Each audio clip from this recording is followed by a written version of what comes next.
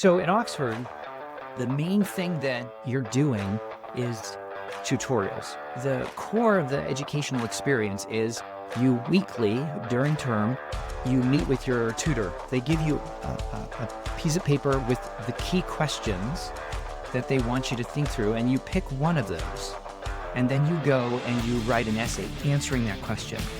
And so you spend a week pulling together an answer to that essay question, and then you go and you read it to your tutor, and they give you all sorts of feedback, and then you discuss things that maybe weren't in your essays, discuss other questions that you didn't address.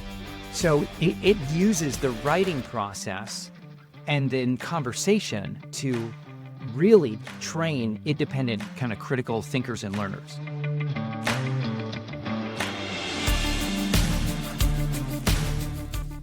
Hello, and welcome back to the Be Unbound podcast. We are delighted to have you back. I'm your co-host, David Rethemeyer.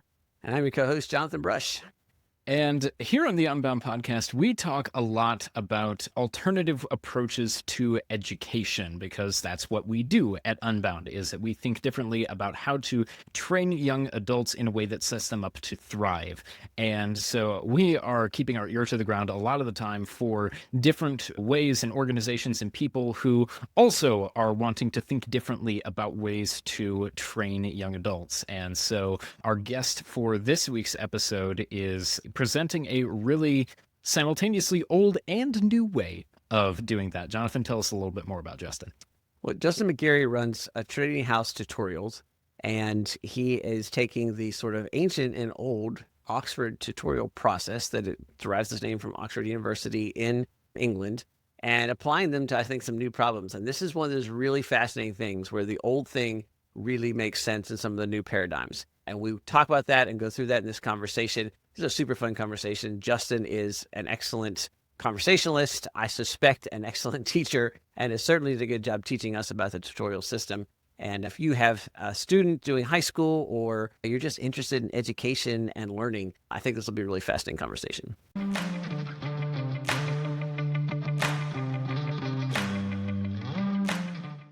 Justin McGarry, welcome to the Be Unbound podcast. I'm delighted to have you on here. Maybe a little setup for our audience and just some background here.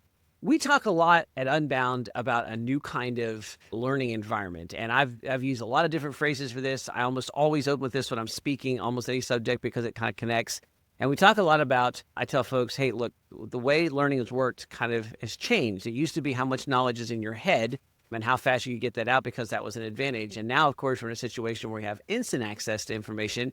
And so this is more of a questions-based paradigm than an answers-based paradigm, meaning that it's really important to know how to ask the right questions. Now, I hasten to follow that up with saying I'm talking primarily about a post-secondary educational system.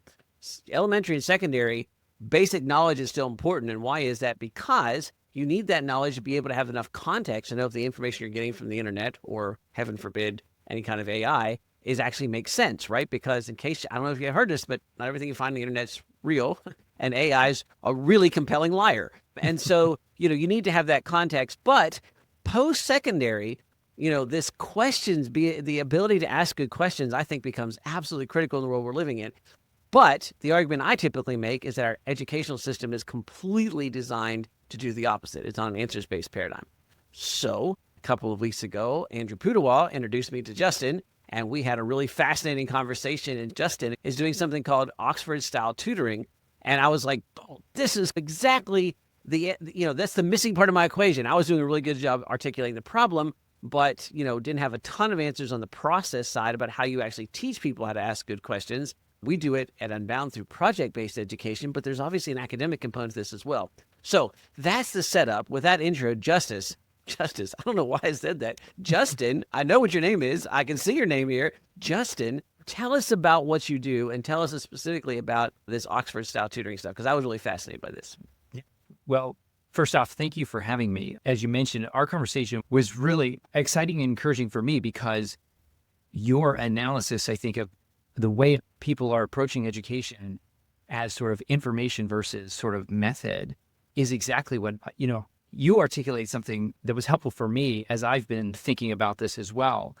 So I guess a little bit about myself. I've taught for the last 5 years at a Christian liberal arts college, And one of the things that I was seeing was that kids are coming in with lacking some of what you would see as basic skill sets for just being able to learn in the classroom. I mean, I also had wonderful students that was not an issue, but this ability to learn was something that was missing. And I think it's because so many of these kids have been either trained in I just need to be able to get the right answer on the spot. I either have it or I Google it, but what if I don't have those two things, And so I actually, when I started Trinity House, I was initially just started as a basic sort of study skills idea.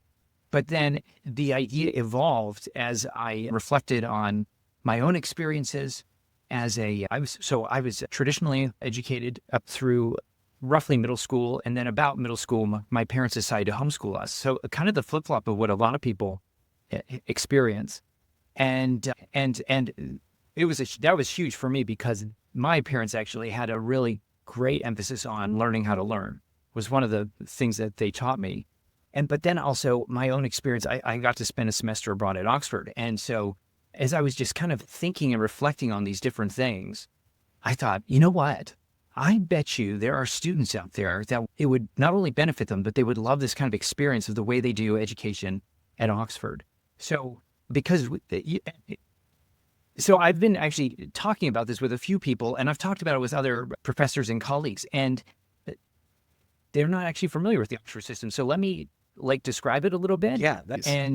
And I think feel free if there's points where I, miss something, absolutely follow up. So at Oxford, the main thing that you're doing is tutorials. That's kind of where most of the education happens. Now, they also have lectures and they have libraries, but the core of the educational experience is you weekly during term, you meet with your tutor, and you usually only have usually two tutorials. Sometimes if you're, can handle it, 3, because it's a learning intensive experience.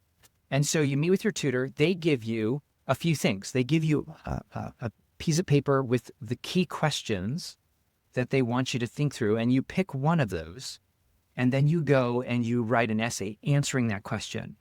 Other things that are on that sheet, or if, maybe now they do it electronically a little bit more than when I was there, they also give you kind of the core readings related to those questions. So you essentially, one of the things that it relieves you of is having to do kind of starting completely from scratch. They give you, here's your starter list. You need to know what these people say because it's kind of important. And you can do research, but they at least get you started off. And so you spend a week pulling together an answer to that essay question, and then you go and you read it to your tutor, and they give you all sorts of feedback, and then you discuss things that maybe weren't in your essays, discuss other questions that you didn't address. So it uses the writing process and then conversation to really train independent kind of critical thinkers and learners. As far as I know, I've not seen other systems like this, and it's a system where you can't hide, which initially is terribly frightening. But once you adapt, it's very exciting. So I can testify. The first tutorial I ever had, I remember very vividly, was on T.S. Eliot's poem, The Love Song of J. Alfred Prufrock. And I read that poem, I read the essay questions, and as an American coming into the system, I didn't quite get what I was doing. And it was an absolutely painful experience because I was learning the skills of what it takes to think more analytically, more critically, to be able to put it together in an essay and make sure I answered the question. One of the things I knew that, Jonathan, you said that questions is so key. And I actually, as a college student in the American system, went over to Oxford, and I thought I knew how to answer a question, but it's amazing how much leeway professors give to you if you just write something decent, even if it doesn't answer the question. That was not the case. There was not this kind of my tutor was like, I mean, you didn't even, that's not even, I can't give you credit at all for that. Calls you on it. It was, for me, it was that was eye-opening. Oh, you're right. I guess I just kind of read the question, had some sort of impression, and then I went for it, So it actually really is very question-based. You do a lot of question analysis even before you write. But anyway, what's exciting is that once you adapt to this, the tutors actually take your ideas seriously. They want to know what you think. And that's one of the feedback. That's some of the feedback I get from students is they're like, I love this because you take me seriously and you read my stuff, you engage it. Whereas, your typical college setting, right? You'll write a paper maybe halfway through a semester and at the end of the semester, and maybe in a month, you'll get some red ink on the paperback, or, now with all the online stuff, you might not even get that. It's just, some typed comments and you're kind of like, I don't even remember what I was writing.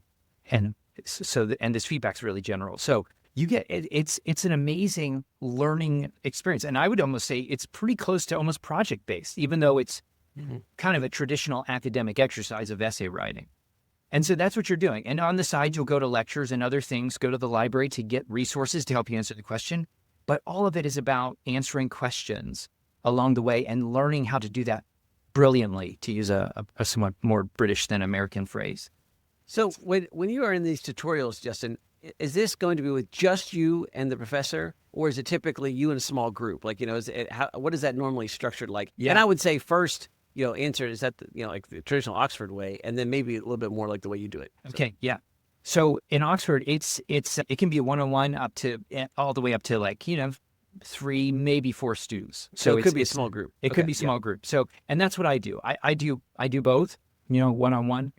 I would say that I found that for a new student who's adapting, it's often better to have colleagues, to have friends there, because it is one of those things where if you're not used to the kind of back and forth, I think it can feel intimidating. And so having a co-sufferer, a co-enjoyer as well, like people that are getting to do it together, it's a lot more fun because, and that's the way conversation is, right? Someone thinks of something while you have a little bit of breathing room to be like, oh, what do I think? Because everyone, I think, can sometimes draw a blank when it's like you're the only one that everyone's looking at to answer the question. So I do like actually the group setting, especially for folks that are just getting started. But it's very effective one-on-one too, if the student is used to it.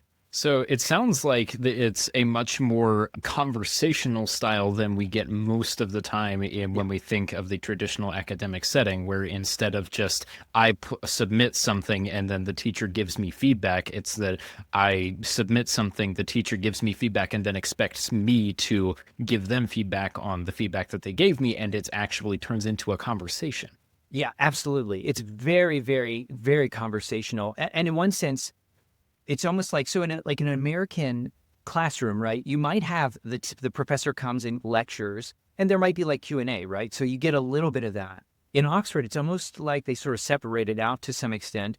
You've got your tutorial, and then you've got these huge lectures where you can go and hear the top scholar on Shakespeare, and they just lecture, and they might take some questions, but essentially it's like you go and you're there in this huge lecture hall, and you're just trying to soak up whatever this supposed genius has to say, right? What's the latest in Shakespeare research? And you can then incorporate that into your essay, but it's really in that essay conversation space that's where the major learning is happening. And one thing, your observation, David, makes me think of is you read your essay in the tutorial. So that's how I always kicked off my tutorials, was reading what I had, which is actually also a great form of feedback, because when someone's listening to it, you're like, wow, I can't believe I wrote that sentence. That was painful. Or they might say, wow, that was really, really well done. So there's an exercise in you actually reading also out loud that is also really valuable. So let me see if this makes sense as I'm kind of thinking about what you're saying and then juxtaposing, comparing that to what I've experienced and know about colleges myself. So in my observation, and one of my criticisms of college has been, and maybe this is, I don't know if it's an American system or if it's a traditional college system or if it's anything that's not Oxford, but the system was derived from a base system where only one person had a book, right? I mean, like this is an ancient derivative when, books were really uncommon. So somebody had a book and stood up in front and read the book to everybody else because there's no way for everybody else to access it. And that kind of has evolved point to point. And so now, if you literally go to the local state university, and I've got one here, or there's multiple private schools where I live, one of which I used to work for. If you go and go to college there, your college experience is primarily you go to class. at class, a professor lectures. They deliver content orally. And maybe they're really spiffy and they do some AV stuff now, right? Okay. As they deliver to you orally, and then you were supposed to absorb that, and then you were supposed to understand. And here's the part that I've often got frustrated with. What you then have to do is you have to figure out what part that professor thinks is important, because you don't have to regurgitate everything. You just have to be able to sort through that. And so the test is going to come, or the paper is going to be required, and you have to sort of feedback what you think he or she wants to hear and thinks is most important out of that. And I've often told people, from a professional standpoint, if we're talking about like practical, I'm doing college to get a job type stuff, right? That is helpful in this sense. It makes you really good at giving your boss what he or she wants, because it's the same process. The problem that comes in is when your boss doesn't know what he or she wants, which is the world we live in now, when technology probably disrupted everything, and you've got a boss who says, I know where we need to go, but I don't know how to get there anymore because Instagram just changed all of its algorithms, or this new thing came in or something like that, right? And so now they're telling their employee, do this, and the employee's going, well, actually, all I'm good at is listening to what you want and then giving you the pieces that you want back. Okay, so that's been my criticism of the past. Now, what is fascinating to me is I think the system, and I'm making sure I understand this correctly, the system that you have here is almost, so to me, the teaching aspect of this is more lecturing, right? It's delivering. I've got content in my head and I'm delivering it to you. And if I'm a really good teacher, I'm a really good communicator, I'm a good speaker. And I think the problem most people have is they look at that and go, I can get that for free on the internet. There's a lot of, I can get the best people giving it to me for free on the internet. But what I hear you say, Justin, is that this is real teaching where somebody's actually saying before the lecture is like, these are the things that are important to know. And now go out there and find them. And, and to your point, lectures, whatever. But then when you come back here, we're going to process them together. And I know what these people are going to say. And I'm going to be listening to see if you actually genuinely understood that and put it in context and all those things. So is that an accurate description? Because I'm kind of taking what I've criticized before and then overlaying it on the stuff that you're talking about. Yeah. So I think that's a pretty good description. So if there's one thing I would say about like American education, if we could talk about it as a strength in comparison with, say, some of the more UK, British, is there's a greater emphasis on that kind of critical thinking in the Oxford system and the ability to get from point A to point B. And I would say a more versatile way, but I would say that if the American system is a strength, it does tend to be the information heavy. Like the idea is that you, with a bunch of people, go and listen to a supposed expert, and you're trying to get as much of their understanding of something. And so I have found, and I think that fits really well for a broad education. A lot of American, even liberal arts institutions, it's a lot of information in a lot of fields. Whereas in the UK, you're going to specialize sooner. So you focus less on a wide window of knowledge and more on the skills, the critical thinking in a very narrow area, a little bit more mastery. So those are, I guess, just two observations. But I do think that you're right that the American system is substantially really about being able to pare it back, even at, people would never say this, I don't think, but in the post-secondary education, it really is about being able to show, I mastered the material that you gave to me, right? That's the main goal, versus mastering material that allowed me to form my own ideas, arguments, opinions on this topic. So I think that is fundamentally the difference. Well, I appreciate that. And that's exciting to me because I think that, one of the things that I've had problems with, as I've even talked about this, is that I'm a conservative person by nature and a bit of a traditionalist. And so I'm always super uncomfortable being in the position of saying everything the way we've done knowledge of the past is no longer relevant. Which is, but there is something to that, right? We've never had instant access to information. So the paradigm has shifted. Yeah. But I don't feel like that means we have to throw out everything, but we do have to think carefully about what we're doing and how we're getting there. Well, that's a fascinating and interesting discussion in terms of just knowledge and some of this macro stuff. But now maybe let's go a little bit more practical. And Justin, tell us what you do with Trinity House. So like specifically, what do you do and how do you take this thing and how do you apply it? So, and for the listeners, just know that, and we'll put the website in the show notes and Justin, please share that with us. But you can go to Trinity House and Justin is actually the tutor who would actually do this. So describe to us how you do that, Justin. Yeah. So our website is trinityhousetutorials.com. It's a little bit, we're actually in the process of shifting from a a sort of temporary website to a more permanent. So the more permanent one is TrinityHouseTutorials.com. So this idea, as I actually did some market research, if you can call it that, as I was talking with people about this idea that I developed, initially I actually was kind of just opening it up to kind of Christian high school kids. Like that was my general audience. I thought this is like for any kid that has motivation, wants to learn something, or is gifted. But as I talked with people, a lot of the feedback I was getting was like, a student in a traditional school is not going to really have time for this except maybe in the summer.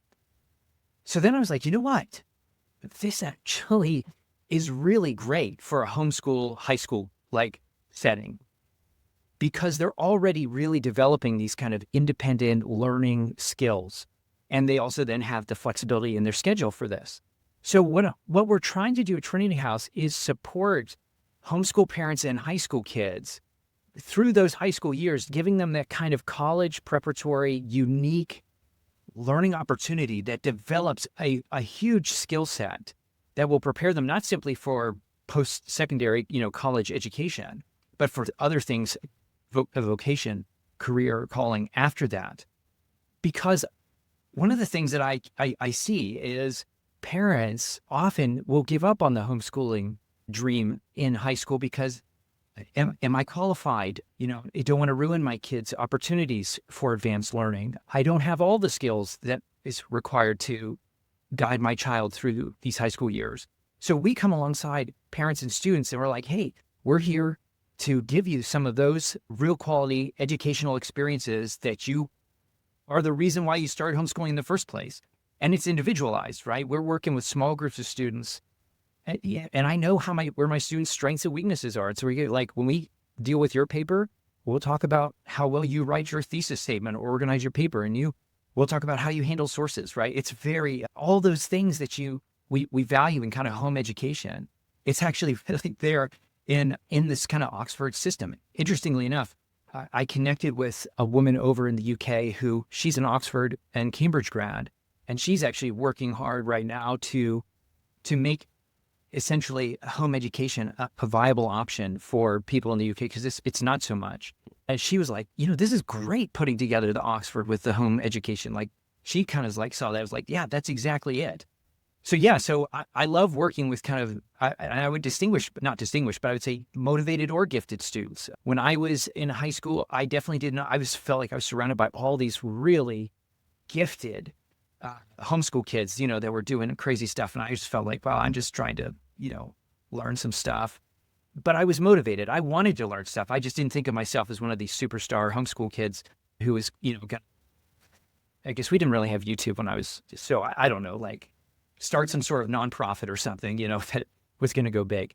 But yeah, that's what we're trying to do. And so I do an Oxford essay course, which is not tutorial style exactly, but it's meant because I think there's so many things that students don't learn in the American system. It kind of acclimates them to what they're expected to do. So we have an essay course, and then we have tutorials in kind of what you would expect in sort of a typical college setting, like Western history from ancient Greece up through the medieval period or medieval Reformation period up to the modern age, American history 1 and 2. We do literature, and I've done some customizing of tutorials because it's something that's actually, it's very customizable format. I use the same structure, but then I fill it in with, say, I had a parent came to me and said, we've got a family business and I want my son to learn how to use Excel so that he can better help our family business. And I thought that, okay, let's see what we can do with this as far as a tutorial, rather than just do Excel exercises every week. What we did was I did incorporate some of those Excel exercises into the tutorial, but we also then did some reading and discussion about just kind of basic business so that he had a big picture of what do you do when you're doing business? And then it was very discussion based. He would come every week and I would be like, okay, what did you think of the readings? And he was like, man, this was great. And he was already starting to actually apply it to the family business that he was like, this concept was really, really helpful and clarifying. And I think we could improve in this or that. So we've done kind of standard, and then we've done customizable tutorials as well. And one thing that I'm still working on, actually, this is not something I've finalized, but because a number of people said to me, it'd be really nice if you could get college credit for this, because it's, a good bit of work.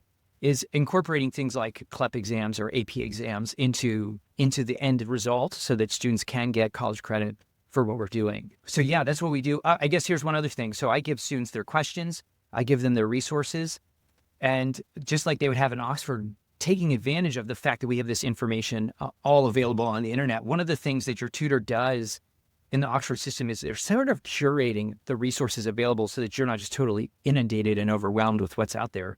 So I curate not just books, but I'll say, hey, you should check out this lecture from this scholar. You have access to the top scholar on this because they right there on YouTube, you can hear this guy lecture on Martin Luther, in the Protestant Reformation, one of the top people in the world, which you wouldn't have had access to 20 years ago. Even at Oxford, you could get his book maybe, but if he's not at Oxford and he's over at, I don't know, Yale, but now we have all these resources. So curating is one of the things that I like to do and what a tutor would do for their student. Well, I appreciate you taking the time to explain that and also let people know what you're doing. I find a lot, we've talked about this in the podcast sometimes, and we've certainly talked about it live. We have people come to us all the time and say, I don't think I can do high school and homeschool and all that stuff. And they get trapped in this idea that they have to be an expert in every subject. How could I possibly teach high school because I have to do all those things? Mm-hmm. And I tell them, and I'll say it again here because it's just so important this gets out. Look, if my assessment is correct at the beginning, and it's not just mine, but I mean, this observation at the beginning is correct, and we're in this questions-based paradigm, then actually your lack of knowledge is precisely what is necessary to create the academic system that your child needs will actually make them most successful. In other words, if you send them to high school with all the experts, they're going to get lectures like we were just talking about. Then they're going to figure out how to regurgitate the stuff that's necessary. They'll get good grades and they'll think they were educated. If they go through homeschool, they don't know that you don't know those things. You're going to say, hey, kid, I don't know, figure it out from the book. They're going to have to teach themselves. And if you can apply a modicum of discipline and structure to that, they're going to come out the other end. And so for folks who are homeschool, first, I want you to hear that as an encouragement. And secondly, I want you to hear what Justin is saying here. Justin is saying he can take pieces of that and basically supercharge it, right? Basically do what you're already doing as a parent, but do that at multiple levels deeper. And I would just say, look, if you could do that across your entire curriculum, that'd be really exciting. But if you could do that for just a piece or two of your curriculum, those skills become transferable. And we talk about this all the time, and I talk about this with students. Why do I have to learn algebra? I'm not going to be an engineer. Honestly, let me just tell you something. You're probably never going to have to use algebra again the rest of your life. But the process of learning algebra is a transferable skill, and that's essential, especially if you're not good at it. To make your mind do something it's not good at, you're going to be asked to do that a lot of times. So, if Justin can teach you how to take a subject, Justin, I think you do a lot of literature and history and those kinds of things, right? Yes. Yeah, so if you do that subject and you understand how that Oxford tutorial works on that, first of all, you're going to know those things really well. And look, as somebody who appreciates history and literature, I'd say that's actually extremely important. But then the second piece of that would be, to go into the next, the transferable skill from that ends up being absolutely essential and can be transformative of all that. So I just put that as a plug and endorsement here. First of all, you can do high school and homeschool high school. Second, you're uniquely equipped to do that. And secondly, adding what Justin's talking about and going to Trinity House could be a significant way, even if you just do it on one thing, it kind of spreads across the entire program and can be transformative. Well, so I like the point you make about transferable skills. One of the things that, like at Unbound, like one of the things you guys are focused on is like tons of skills, like building skill sets, right? And one of the things that I try to help students, one of the things I like to do with the tutorial is be like, okay, here at the heart of the learning, one of the things is this essay writing, which a lot of people think, right, this is a traditional academic exercise that I will never write another essay ever in my life, right? I mean, they might be aware, right? Yeah, I'll have to do some writing, maybe, I don't know, write emails or maybe have to write some sort of proposal or whatever for my company or business plan. I know I'll have to do some writing. So maybe that's, somewhat helpful. But there are so many skill sets in the essay writing that one of the things I try to drive home to my students is you are mastering a type of workflow here when you are working on an essay that have all of these are transferable from the critical thinking that you're doing to thinking in an organized fashion to being able to become, and because they write so many essays, the students actually, one of my students said he didn't expect this, but his time management improved significantly because he had to write an essay every week or every other week. And he was getting it down into a rhythm. He was creating a habit of rhythms that enabled him to actually do that and meet that goal. And so I try to encourage students to think about essay writing as a craft, right? And as you learn this craft, think about the skills and all the disciplines you need to hone that craft. And then later on, when you're developing the craft of, say, coding or something, think about all the things you learned in all these essays that you did. What would it look like to then take those skill sets and adapt them to your coding or whatever it is?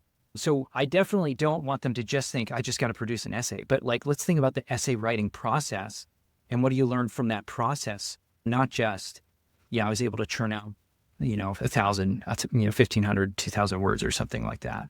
So I think that there's all sorts of soft skills that are built into the tutorial system that, makes it incredibly valuable, even if you don't end up going into, studying literature or history or theology or some other topic. Well, if you need more information on why writing is so important, there'll be a lot of crossover audience here that should check out Andrew Pudewa and Institute of Excellence in Writing and check out their podcast, whose name I just am completely blank on right now. But if you put in Andrew Pudewa podcast, you'll get it. But he talks a lot. And I think, and you didn't say this specifically, Justin, but there are so many people that think I don't have to learn how to write because of ChatGPT, right? Oh, yeah. And look, I would just make this argument and I will stick to it. And I'm very, very confident in its longevity. It may be true that ChatGPT can write everything you need from this point forward, right? I mean, I don't think that's actually true right now, but it could be practically true. That does not change the fact that your ability to write will transform everything you need to know about everything else, right? Like even if ChatGPT replaced all your actual writing that you had to do, your ability to write impacts so many other things that you would be crippled if you did not learn that skill. And I can just say that as somebody whose students have taken IEW, my children have taken IEW, and that has just bled into so many other aspects of their life. So, Absolutely. Well, Justin, thank you so much. We really appreciate your time. I'm excited about what you're doing. Again, for our audience, go to the show notes and check out TrinityHouseTutoring.com. Did I get that? TrinityHouseTutorials.com. TrinityHouseTutorials.com. And you should definitely pay attention to this. I think it's exciting. It's not new, but I think the way Justin's doing it is new. And the way he's pulling some things together here is really powerful and really important. So thanks, Justin. We appreciate you being here. Thank you, Jonathan. Thank you, David, for having me.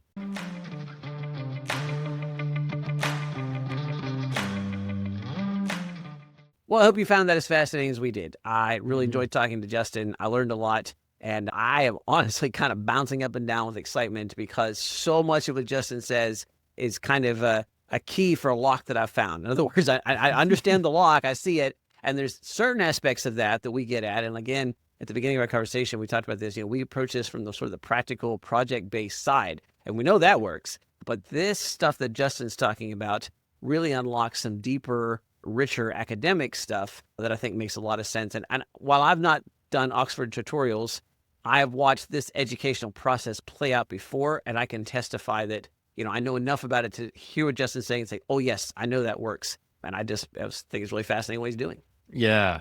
I love how much the system stresses ownership. And that's something that we've talked about in previous podcasts. And just like to see this as a practical way to build that into education is just so refreshing. The fact that it's not just I'm trying to figure out what the curriculum or the professor or XYZ thing wants. It's no, I am wanting to make sure that I fully understand this topic and that I have a full grasp on it and actively engaging with the ideas. I think I'm listening to him describe it and I'm going like, this is what higher education is supposed to feel like. It's supposed to be taking full ownership, thinking through things critically, and being able to just engage at a higher and higher level with subjects like this. So I agree. It's really, really cool. Amen. I could not say it better, David. I completely agree with that. So definitely check out Justin's stuff at TrinityHouseTutorials.com.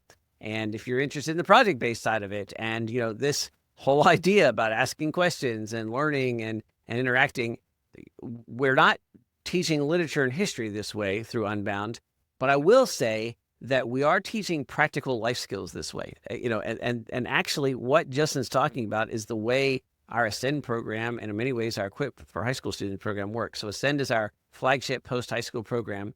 And in Ascend, we are constantly telling students, this is what it means to thrive. This is where we want you to go. And now here's a series of experts. Some of them are on our staff, some of them that we bring in and for certain events, and they're going to show you some ways to do that. And then we're going to process this together. And in this case, it's our Ascend team leaders that do that. And we're having a constant conversation from the time a student enters until the time a student leaves, sometimes 3 years later, about what it means to thrive and how we take these skills that we're learning and integrate them into our life. And so in many ways, while it's certainly not an Oxford tutorial, it's the same core principles. And so if this made sense to you, then we can tell you that we do this in a fashion on the practical skills side in Unbound, and you can learn more about that at beunbound.us. And so as you're learning, as you're asking questions, and as you just get a chance to, learn more and more and see more and more of this kind of big, beautiful life and big, beautiful world that we get to be a part of, we would ask you to once again, until we meet again, be unbound.